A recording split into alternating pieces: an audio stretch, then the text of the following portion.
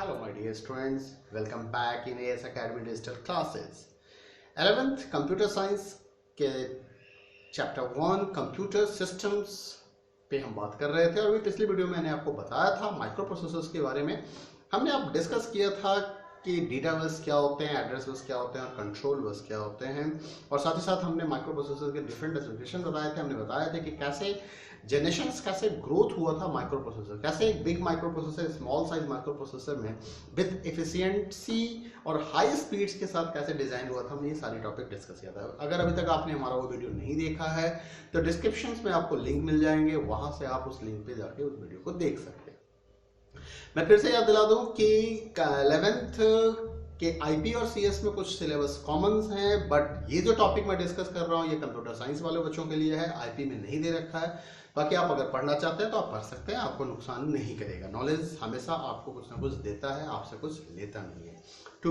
तो इस बात को ध्यान रखना है। चलिए तो टॉपिक पे आते हैं। Today's topic is micro processor association. आज हम बात कर रहे हैं माइक्रो प्रोसेसर एसोसिएशन के बारे में कि माइक्रो प्रोसेसर के डिफरेंट एसोसिएशन क्या है, means how you will go to classify the microprocessor. कैसे आप डिफाइन करोगे, कैसे डिसाइड करोगे कि ये माइक्रो प्रोसेसर किस कैटेगरी का है। Microprocessors are classified on the basis of different features which include, क्या क्या इंक्लूड होगा इसमें इंक्लूड होगा आपका चिप का type, word size, memory size, clock speed. तो देखो क्या क्या आ गए, चिप्स टाइप हो गए, वर्ड साइज हो गए, मेमोरी साइज हो गए, क्लॉक स्पीड्स हो गए। तो नॉर्मली इन फीचर्स को आपको इंक्लूड करना पड़ता है जब कभी भी आप माइक्रो प्रोसेसर्स के बारे में बताना चाहते हैं, स्पेसिफाई करना चाहते हैं कि आपका माइक्रो प्रोसेसर किस कैटेगरी का है और कैसा है। अब समझते हैं वर्ड साइज का मतलब क्या होता है। What is the meaning of the word size here. देखो word size is the maximum number of bits that a microprocessor can process at a time. एक टाइम में, एक ही समय में वो कितने बिट्स को प्रोसेस कर सकता है, वो माइक्रो प्रोसेसर का वर्ड साइज कहलाता है। मैं आपको बड़ा सिंपल सा चीज याद दिला देता हूँ। Nowadays you people are installing Windows 10, Windows 7 और you are installing any other software on your computer. They ask you कि this is the 64 bits and this is the 32 bits. Do you know what is the meaning of 64 bits and 32 bits? Actually, that is the word size there. 64 bits means they can process 64 bits information at a time. 32 bits means they can process 32 bits information at a time. तो now it's depend upon your system and software. देखो कई बार क्या होता है, micro processor तो आपका 128 bits को process कर सकता है एट ए टाइम, लेकिन जो आपने सॉफ्टवेयर इंस्टॉल किया वो तो 32 बिट्स डेटा ही प्रोवाइड करेगा एट ए टाइम। तो माइक्रो प्रोसेसर्स का जो बाकी कैपेबिलिटी है वो क्या होगा, आइडल फेज में चला जाता है। तो इसलिए इस चीज का ध्यान रखना या इस चीज के बारे में नॉलेज होना जरूरी होता है कि आपके माइक्रो प्रोसेसर्स की स्पीड क्या है, वर्ड साइज क्या है, और अकॉर्डिंगली अगर आपने उस पर सॉफ्टवेयर को इंस्टॉल किया, मतलब जो उसका वर्ड साइज है और सॉफ्टवेयर का भी वर्ड साइज वही होगा, then you will get the maximum benefit of your computer, maximum benefit of microprocessor. ठीक है। तो earlier a word was the 8 bits. Normally पहले 8 बिट्स के होते थे, it was the maximum limit at that time, but present the minimum word size is 16 bits and maximum word size is 64 bits. तो आज जो वर्ड साइज है वो 16 to 64 bits के बीच में है। मिनिमम 16 बिट्स का होता है और मैक्सिमम 64 बिट्स का होता है। तो आप देख सकते हो कि सॉफ्टवेयर अभी 64 बिट्स तक के ही आ रहे हैं। जो भी सॉफ्टवेयर आ रहे हैं या तो 32 बिट्स के साथ आ रहे हैं या 64 बिट्स के साथ आ रहे हैं। ठीक है, आगे बात करते हैं। नेक्स्ट जो कैटेगरी क्लासिफिकेशन, माइक्रो प्रोसेसर की क्लासिफिकेशन में जो नेक्स्ट पॉइंट्स हैं वो है आपका मेमोरी साइज। ये मेमोरी साइज का मतलब क्या होता है, जरा सा ये देखिए। कहते हैं कि depending upon the word size the size of RAM varies. Initially RAM was very small, 4 megabit 4 MB due to 4 to 8 bits word size. As the word size increased to 64 bits, it has become feasible to use RAM of size up to 16 exabytes. मतलब RAM की जो capability है, जो motherboard का support होता है, आप कहते हो ना, कई बार कहते हो कि आपका जो कंप्यूटर है, आपका जो मदरबोर्ड है वो इस साइज के रैम के लिए कंपेटेबल नहीं है। वो भाई 16 GB तक का ही रैम आप लगा सकते हो उसमें, या 32 GB तक का रैम लगा सकते हो उसमें, है ना। आखिर ऐसा क्यों है, ये डिपेंड होता है, ये माइक्रो प्रोसेसर्स के हिसाब से मदरबोर्ड डिजाइन होता है, मदरबोर्ड के हिसाब से फिर रैम की कैपेबिलिटी भी आती है कि रैम किस लिमिट तक आप यूज कर सकते हो। तो कह रहा है कि रैम पहले तो 4 MB का होता था, क्यों, क्योंकि 4 से 8 बिट्स के ही वर्ड साइज होते थे, बट अब क्योंकि वर्ड साइज इंक्रीज होकर 64 बिट्स तक आ चुका है, तो आपके लिए ये पॉसिबल है कि रैम आप 16 एक्साबाइट्स तक का आप यूज कर सकते हैं अपने सिस्टम में, लेकिन जरूरी नहीं है कि आपके मदरबोर्ड में ये सपोर्ट हो। ठीक है। और जो एड्रेस बस होता है ना, एक्चुअली ये वर्ड साइज से ही एड्रेस बस की कैलकुलेशन होती है। एड्रेस बस जो लिमिट बता देगा कि भाई इतने ही एड्रेस को हम मैनिपुलेट कर सकते हैं, जो उसका मैक्सिमम लेंथ होता है। जैसे हम कहते हैं भाई इंटीजर 2 बाइट का है, तो 2 बाइट का मतलब क्या होता है कि 64,000 तक का एड्रेस उसमें जनरेट कर सकते हैं, यूनिक वैल्यू जनरेट कर सकते हैं 64,000। अगर 1 बाइट का होता, 8 बिट्स का होता तो 256 नंबर्स की बात आती, तो 256 नंबर्स ही जनरेट हो पाते हैं यूनिक वैल्यू। और क्योंकि मेमोरी का हर एक मेमोरी ब्लॉक का एक एड्रेस होता है, each and individual bytes having the unique address, वो जो एड्रेस होगा ना वो इसी पे तो डिपेंड करता है कि मैक्सिमम एड्रेस क्या हो सकता है। समझ बात को? तो ये आपका मेमोरी साइज यहाँ पे मैटर करता है। कहता है the maximum memory size of microprocessors of different generations are given at table 1.2 represent each of the memory size in terms of power of 2। आप ऊपर अभी आपको यहाँ पे दिखाया गया था ये टेबल 1.2 में, तो इसके अंदर आपको ये मेमोरी साइज भी बताया गया है हर एक माइक्रोप्रोसेसर के हिसाब से। ठीक है। क्लॉक स्पीड, ये क्लॉक स्पीड क्या है? Computers have an internal clock that generate pulses at regular intervals of time. Clock speed simply means the number of pulses generated per second. देखो पल्स का मतलब यहाँ पे सिग्नल से है, पल्स का मतलब यहाँ पे सिग्नल से है।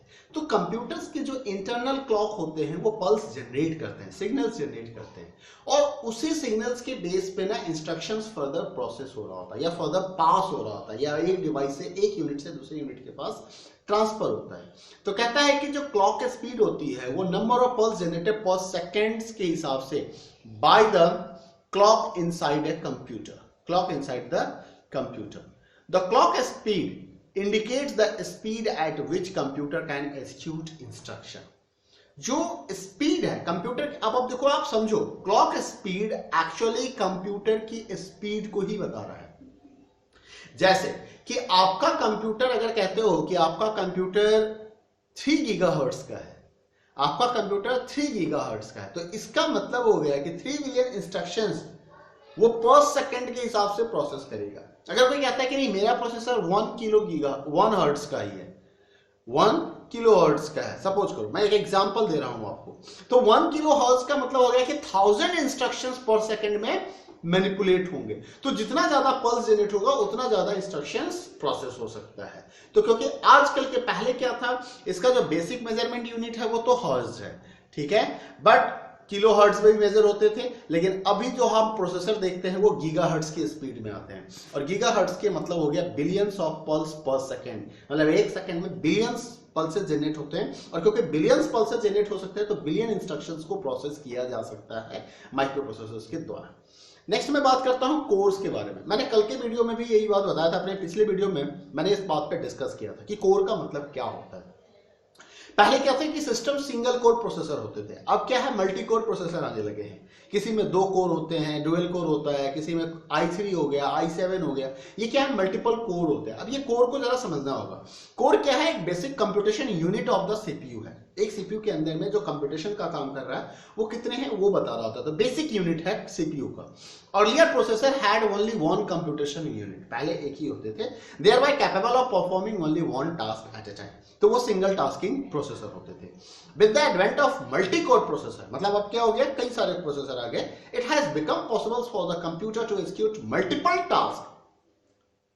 ध्यान करो, कल के पिछले वीडियो में मैंने यही चीज आपसे डिस्कस किया था कि कोर का मतलब क्या है। तो देखो अब क्या है, मल्टीपल टास्किंग की बात आ गई, मल्टीटास्किंग की बात आ गई, पैरेलल प्रोसेसिंग की बात आ गई यहाँ पे कि आपका कंप्यूटर एक से अधिक काम को कर सकता है। कैसे कर सकता है? तो वो कोर के भरोसे ही होता है। जिसके पास जितना ज्यादा कंप्यूटेशन यूनिट होगा उतना ज्यादा काम होगा वहां पे। It has become possible for computer to execute multiple task, thereby increasing the system performance, thereby increasing the system performance. तो सिस्टम के परफॉर्मेंस को यहाँ पे देखो इंक्रीज किया जा रहा है। CPU with 2, 4 and 8 cores is called dual core, quad core and octa core processor.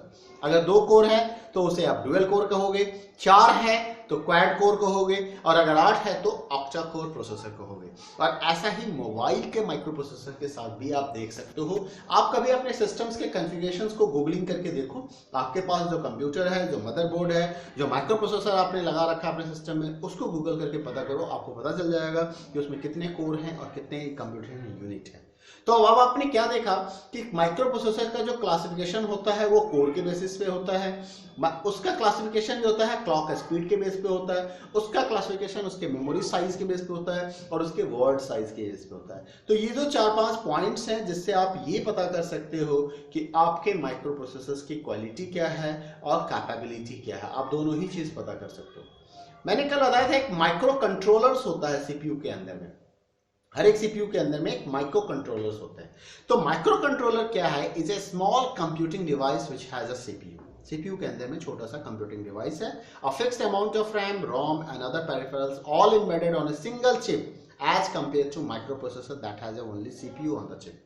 मतलब आपके कंप्यूटर के अंदर में जो मदरबोर्ड लगा हुआ है वहां एक माइक्रो प्रोसेसर सेपरेट यूनिट है, रैम आप अलग से लगा हुआ होता है आपके मदरबोर्ड में, रोम अलग से लगा हुआ होता है आपके मदरबोर्ड में, ठीक है। तो और जो इनपुट आउटपुट डिवाइस है वो सारे अलग से लगे होते हैं। लेकिन अब एक ऐसा कंसेप्ट आया है कि रैम, रोम, माइक्रो प्रोसेसर सारे एक ही जगह पे मिल जाएंगे, एक माइक्रो प्रोसेसर के अंदर ये सारे कंपोनेंट आ जाएंगे। तो अब वो प्रोसेसर के साथ साथ कंट्रोलर भी हो गया, तो उसको हम क्या कहते हैं, माइक्रो कंट्रोलर कहते हैं। कहता है क्या, जरा ध्यान से समझिएगा कि and other peripherals are embedded on a single chip. Embedded का मतलब एक ही चिप्स के अंदर सबको डाल दिया गया as compare to current microprocessor and now it becomes the microcontroller. The structure of microcontroller is shown in the figure. अभी मैं फिगर दिखाता हूं आपको, यहाँ पे इसका स्ट्रक्चर दिखाई देगा, अभी देखते हैं, उस पर आते हैं, ठीक है। Keyboard, mouse, washing machine, digital camera, pen drive, remote controller, microwave, a few examples of microcontrollers। मतलब इन सब के अंदर माइक्रोकंट्रोलर्स लगे होते हैं। As these are designed for a specific task only, hence their size as well as cost is reduced। तो मतलब oven को कंट्रोल करने के लिए, वॉशिंग मशीन को कंट्रोल करने के लिए, डिजिटल कैमरा को कंट्रोल करने के लिए, कीबोर्ड को कंट्रोल करने के लिए, माउस को कंट्रोल करने के लिए छोटा छोटा सा माइक्रो कंट्रोलर्स बना दिया गया। अच्छा, कीबोर्ड के पास भी अपनी बफर होती है, मेमोरी होती है। क्या होता है, वो जब आप इनपुट करते हो तो आपके इंफॉर्मेशन को पहले वो अपने बफर में लेता है, फिर बफर से वो प्रोसेसर्स की तरफ या मदरबोर्ड सीपीयू के पास ट्रांसफर करता है या रैम के पास ट्रांसफर करता है। तो सबके पास अपनी मेमोरी है। आखिर वो कैसे कंट्रोल हो रहा है, तो वो माइक्रो कंट्रोलर से कंट्रोल हो रहा है। Because the very small size of the micro controller it is embedded in another device और सिस्टम। मतलब दूसरे डिवाइस में उसको एम्बेड किया जा सकता है to perform a specific functionality, किसी खास काम के लिए। For example, the microcontroller in a fully automatic washing machine is used to control the washing cycle। washing cycle को कंट्रोल करने के लिए जो माइक्रो कंट्रोलर वॉशिंग मशीन में लगाया जाता है विदाउट ह्यूमन इंटरवेंशन। आप देखते हो ना, ऑटोमेटिक वॉशिंग मशीन अवेलेबल है। ऑटोमेटिक वॉशिंग मशीन का क्या मतलब है कि वहां पे खुद से ही सारा कंट्रोल होगा, खुद से वाटर कितना लगना है वो ले लेगा, खुद से पाउडर सर्फ कितना लगना है, वॉशिंग पाउडर कितना लगना है वो ले लेगा क्वांटिटी। मतलब according to the clothes they can decide everything कि क्या क्या होना है और ऑटोमेटिक होता रहेगा। तो ये कैसे हो रहा है, तो ये माइक्रो कंट्रोलर्स के थ्रू हो रहा है। The cycle starts with the filling of water after which the clothes are soaked, washed, thereafter water is drain and clothes are spin dry. सारा काम हो जाता है। कपड़े, आपका काम सिर्फ कपड़ा डालना है, बाकी सारा काम वो वॉशिंग मशीन खुद से ही कर लेगा।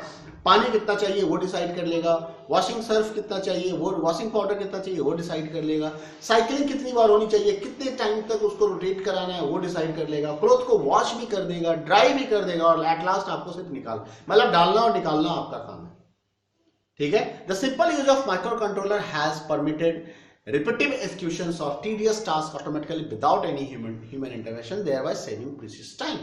मतलब इसमें माइक्रो कंट्रोलर जो होते हैं ना वो लिमिटेड टाइम, लिमिटेड वर्क के लिए होते हैं।